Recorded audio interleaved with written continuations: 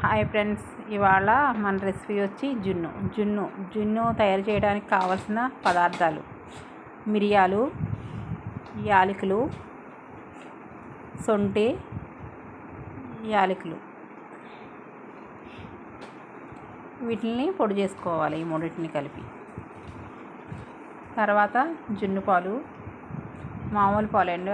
మేము లీటర్ తీసుకున్నాం. ముందు ఒక 1/2 లీటర్ వేసాం. తర్వాత జున్ను పాలు ఒక 1/2 లీటర్ పోసుకున్నాం.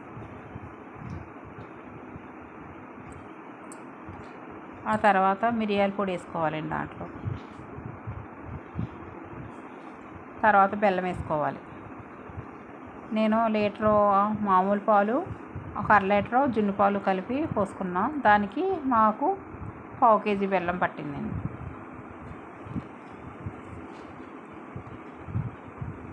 వీటిని గట్టించుకొని మిక్స్ చేసుకోవాలి. తర్వాత మామూలు పాలు ముందు 1/2 లీటర్ వేసుకున్నాం. తర్వాత ఇంకో 1/2 లీటర్ వేసుకొని దాంట్లో మిక్స్ చేసుకొని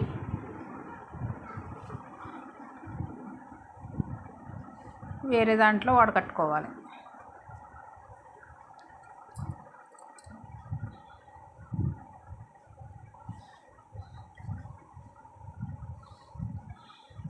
వడకట్టుకున్నాక ఇడ్లీ పాత్ర తీసుకొని దాంట్లో నీళ్ళు పెట్టి పొయ్యి అంటించుకొని పొయ్యి మీద పెట్టుకోవాలి.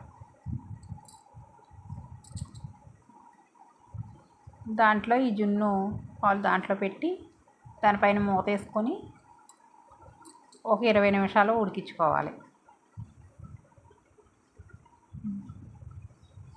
20 నిమిషాలు అయిపోయాక చూస్తే జున్ను తయారవుతుందండి.